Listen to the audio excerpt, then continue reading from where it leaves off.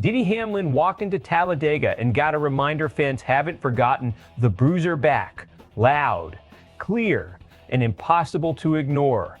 And it all traces back to one thing: his comments about Kyle Busch. Now the question is, did Hamlin cross a line, or is he just telling the truth nobody else wants to say? At driver introductions in Talladega, Denny Hamlin was met with heavy boos from the crowd. The reaction followed recent remarks he made about Kyle Busch on his podcast. Hamlin openly questioned Busch's current performance and suggested expectations need to be lowered. This comes as Busch continues to struggle for consistency with Richard Childress Racing. Despite the criticism, Hamlin has been performing well this season and remains competitive on track. But off the track, the temperature just went up. This isn't just about one comment, it's about history. Hamlin and Busch go way back. Both entered the Cup Series in the mid-2000s, both aggressive, both successful, and both unafraid to clash. They became teammates at Gibbs Racing, and that relationship has always walked a fine line between respect and rivalry. There have been heated moments on track, on the radio, and even inside team haulers. At times, they've pushed each other to be better. Other times, they've pushed each other to the edge. Fast forward to now, and the dynamic has shifted. Busch is fighting to find form. Hamlin is still producing results. And when Hamlin publicly questions Busch's future outlook, it hits differently, because this isn't a random analyst talking. This is a peer, a rival, someone who knows exactly what it takes to win. Inside the garage, that carries weight. Outside it, it sparks backlash. Let's get into the real story here, because this is bigger than fan reactions. Hamlin's comments were emotional. They were calculated. He pointed out a reality. Busch hasn't been consistently competitive. Statistically, that's hard to argue. But in NASCAR, how you say something matters just as much as what you say. Calling out a driver, especially one with Busch's pedigree, comes with risk. First, it adds pressure. Now every race becomes a referendum on Busch's form. Every finish gets scrutinized. Every mistake gets amplified. Second, it invites retaliation on track or off.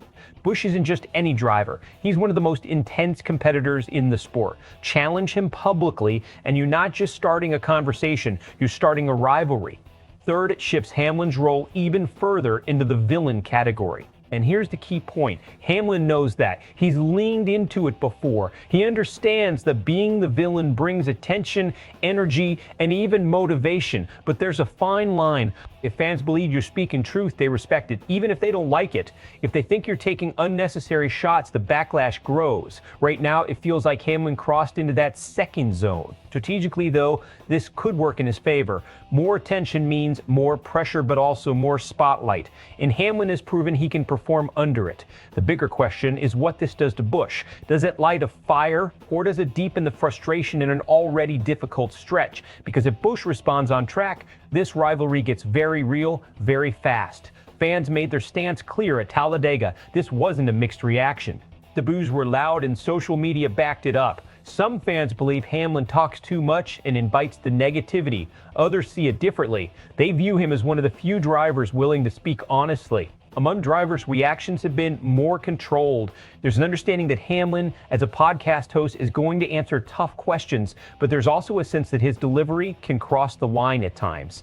Media-wise, this is exactly the kind of storyline that sticks. Two established stars, a public critique, and a fan base picking sides. That's not just a moment, that's a narrative. This fuels competition in the best way.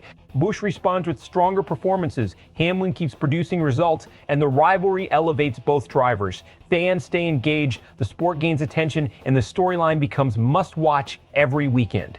The tension escalates, on-track incidents, heated exchanges, and a divide that becomes more personal than competitive.